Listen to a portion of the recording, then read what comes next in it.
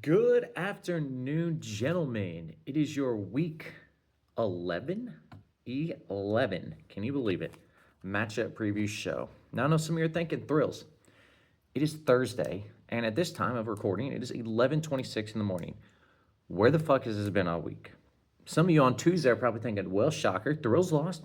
Not even going to have a video because that's just the kind of guy he is. He loses, he pouts, and he goes sits in the corner and takes his ball home. Well, I'm not that kind of guy. I'm going to make for sure that there is some preview put out there because this is the last week before we bloop, flip the schedule and we start seeing some rematches from earlier in the year. So last week, don't have my predictions in front of me from last week, unfortunately, but I do know that I didn't predict my tie correctly, although I was just one home run away from that tie being correct. 4 total bases. And I picked myself to win, and obviously that did not happen. Ben came out on a heater, and the heater never stopped. So I know I missed at least 2, so we'll just say I went 4-2 and just keep it rolling right there from last week. So this week, let's get into our first matchup to discuss. We're talking about Wrong Hole versus Nothing, just third place. Wrong Hole sitting in 11th at 2-6-2, and I said last week that was a lose-or-leaves town matchup with him and B Green. There's very little chances that at week 10, having 2 wins and 6 losses will get you into the playoffs. I'm really going to have to get a big-time heater right here for Wrong Hole. But as of yesterday afternoon when I wrote my notes, which I did write and then I left here at school, you had 7 home runs already. How many you have right now? I don't know because I don't have the matchup page pulled up, but I do know 7 home runs before games start on Wednesday, usually going to lead you to some victories right there. So I'm hoping that Wrong Hole can keep that going. Not a good thing for Anthony right there. It's always hard to play catch up in that department. Fernando Tatis Jr., what the hell? He finally has more home runs in the league in any of us in the league does. So congratulations to FTJ right there. And your pitching categories, maybe this is the week things turn around. Maybe just a loss to Beager and just makes you feel real bad about yourself because your pitcher's been great except for ERA. But shoot, take a 4.5 ERA with 14 Ks per 9, a WHIP of 1, and a K per 9 of 5. Those are things you can work with and win with right there. You're still dropping and adding each week, even though you're not as productive and, verbalizing yourself and your fuck yous guys and your dirty jokes on the Slackboard as much as we all appreciate and love. We still see you making some moves, Jay Cox. We know you're not totally vacant manager right there. Nothing but chilling. Just a quick side note about your team. My cousin caddied for Ernie Clement on Monday of this week, or Tuesday of this week, caddied for Ernie Clement. Said he was a cool dude, even offered him tickets to the Braves game. So you got that going for you. And just some good mojo from somebody in your team right there, Anthony. Frederick Mouth Breather Freeman coming around strong right now. Finally looking like, the Freddie Freeman that played in Atlanta for all those years. We know he's older, but man, Freddie really picking it up and doing things because, well, he needs to. He's picking up the weight, putting him on his narrow shoulders right there because Aaron Judge is aching and breaking. And that's, wish we could shed a tear for you, but we can't. So sorry for you. But some positive news. Looks like you just had to pick up your Philly boy, Aaron Nola, right there because he had his best start of the season just one game into his stint with nothing but third place. So that's awesome. And then another thing that's awesome for you is Michael Harris Jr. is also hitting over 300. I physically don't know how that's possible mathematically. I've watched a lot of Braves games this year, and he seems to go like 1 for 4, 0 for 4 every time I turn on the telly. So he must just be crushing it on the games that I do not get through YouTube TV or any of my other illegal streaming apps. But I am going to say Wrong Hole. I don't foresee picking up the dub this week. I'm going to use my first grade crown from this first grade class, and I'm circling nothing but chilling, nothing but third, picking up the victory.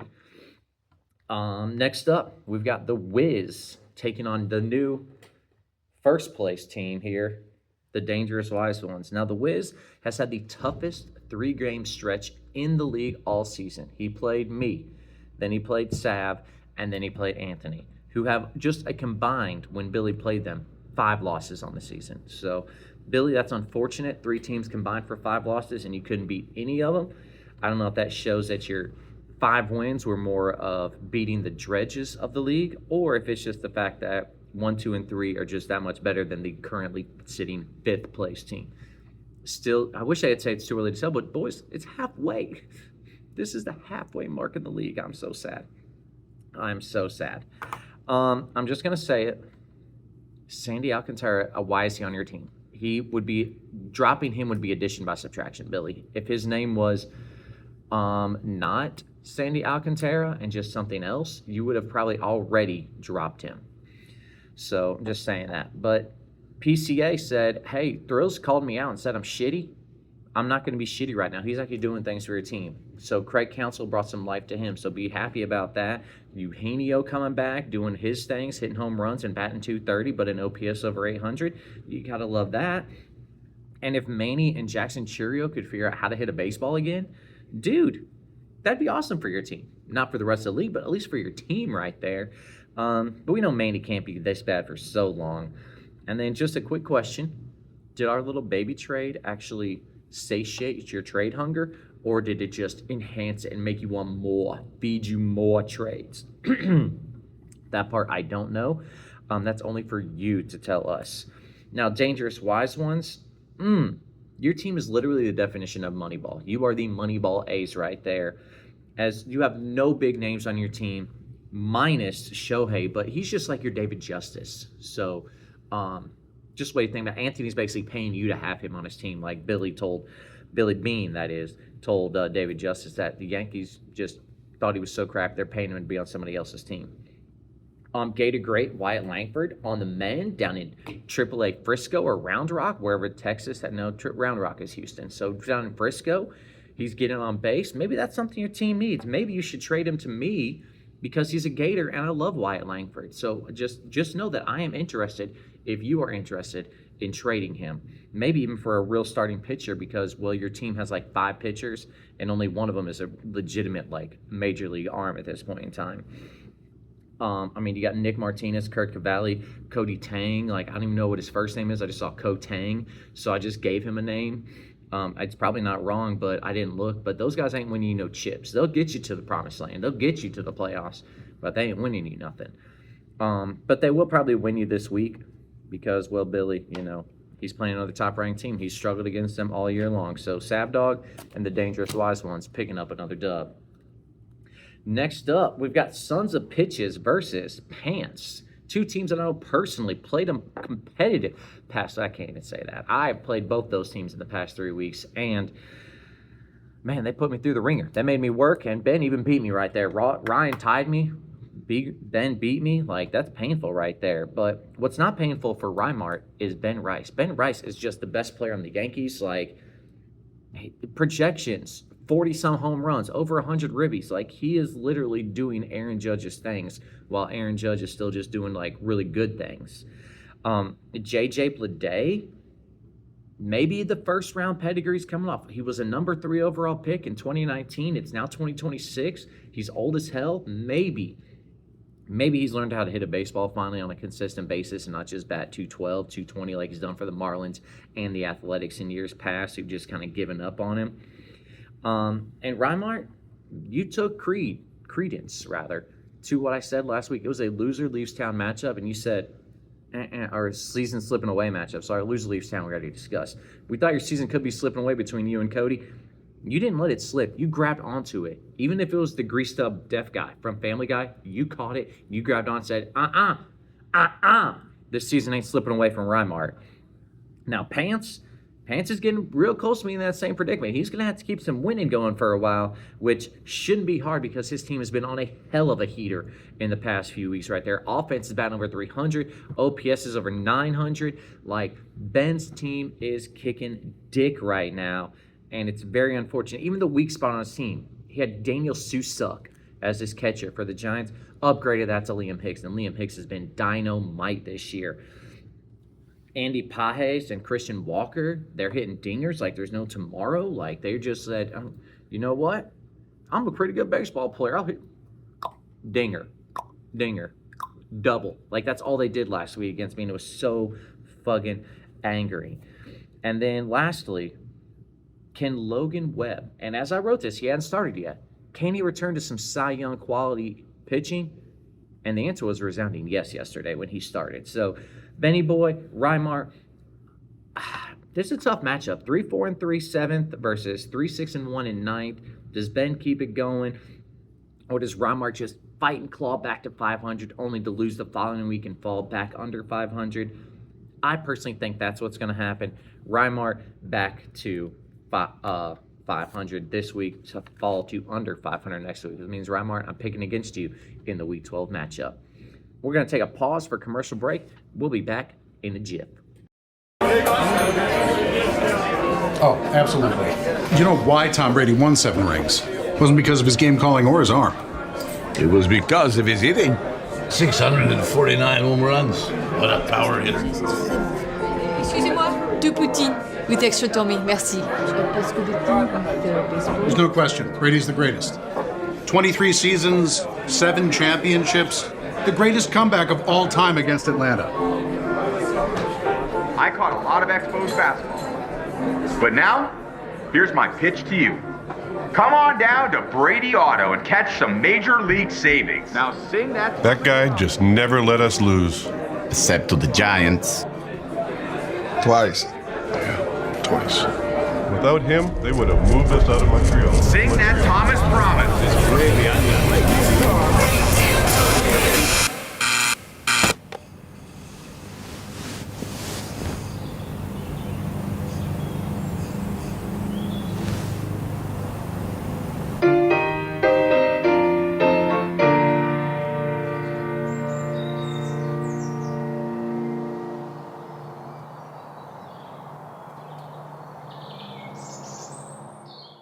And we're back with our next matchup of the week. The second place Thrills Revenge Tour takes on the second place in his division's 4th place overall Master Exploder. So Thrills Revenge Tour just had a crushing defeat to Pants last week. His high-powered offense did not produce as it should have. And the pitching also just shit down its leg and down its pants. Might as well shit its own pants right there.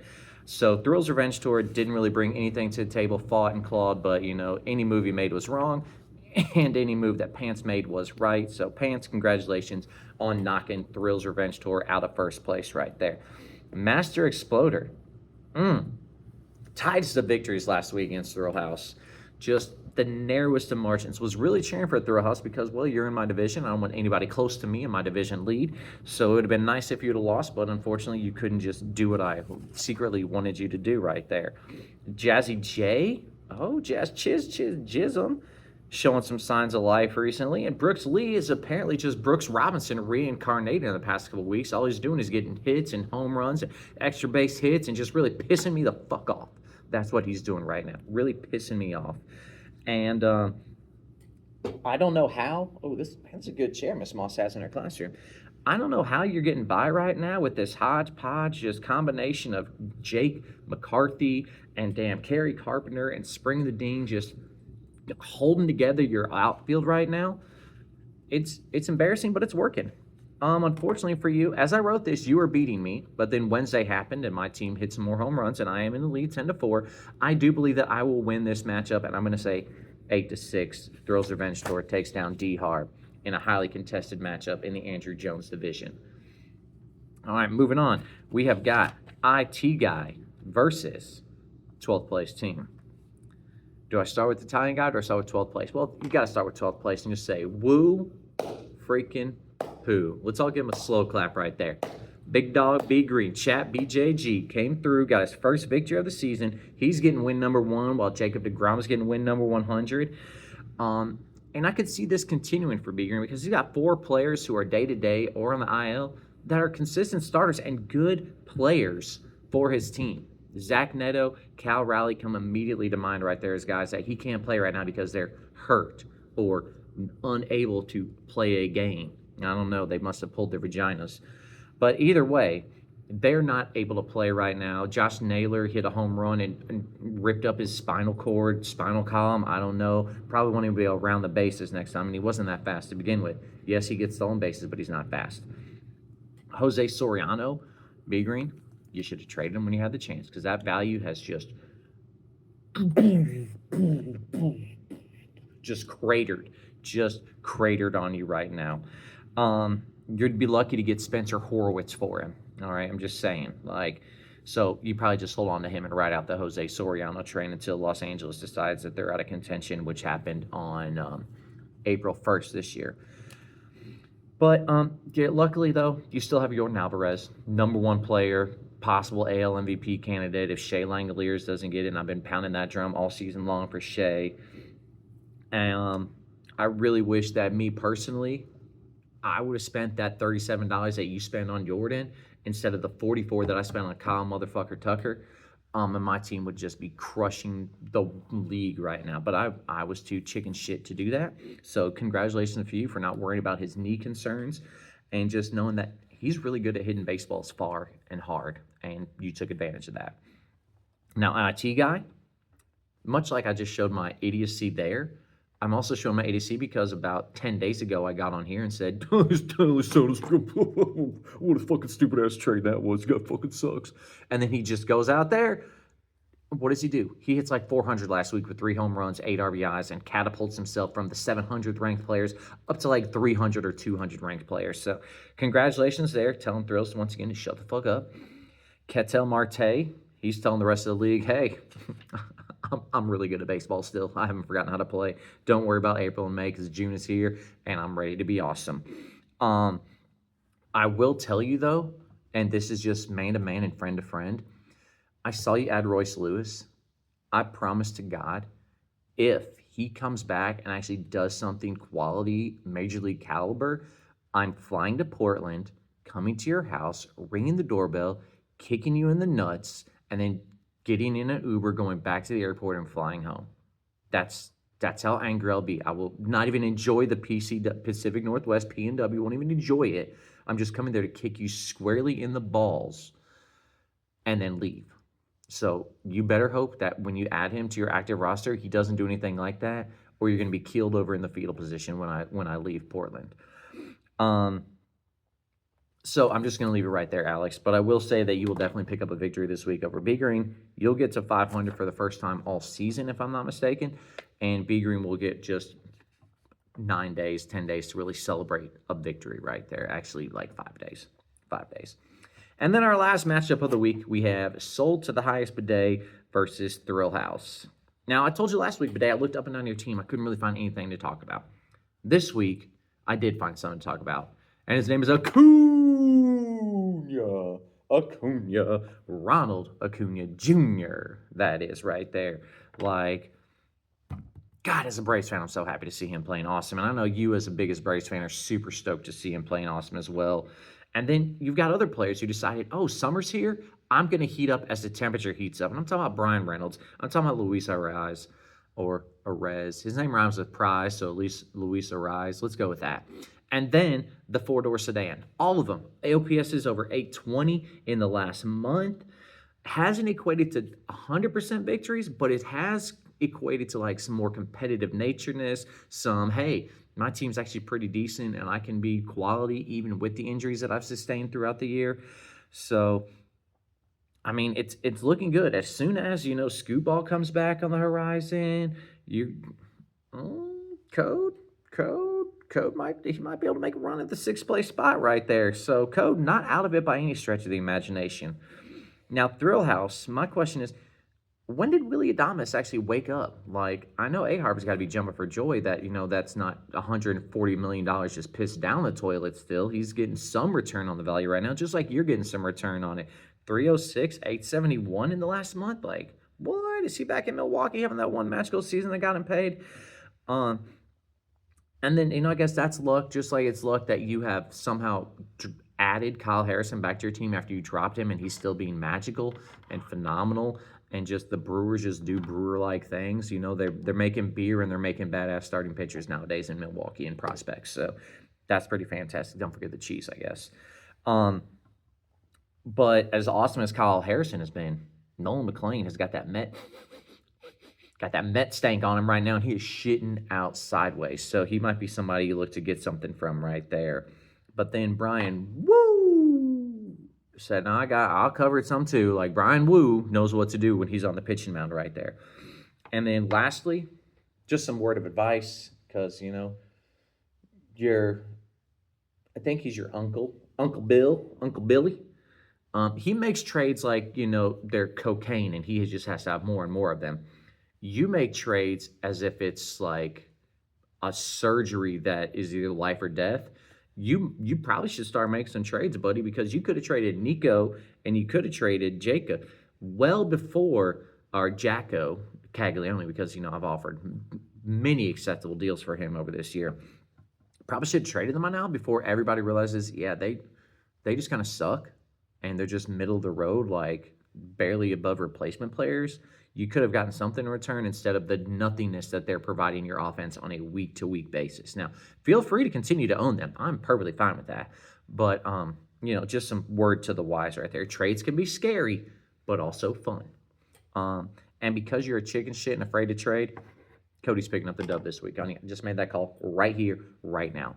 So my 6 victors this week are Code Nobes, Aharb, Thrills, Rhyme Art, Savdog, and Big Ant. So if those things go to fruition, it won't be a lot of change in the top of the standings right there for another week, but will be some highly entertaining 4, 5, 6 playoff stretch run throughout the course of the season. That'll do it for this week. As Thrills enjoys his final day sitting in classrooms at schools, you can see how productive I'm being today. So until next time, Kamish out.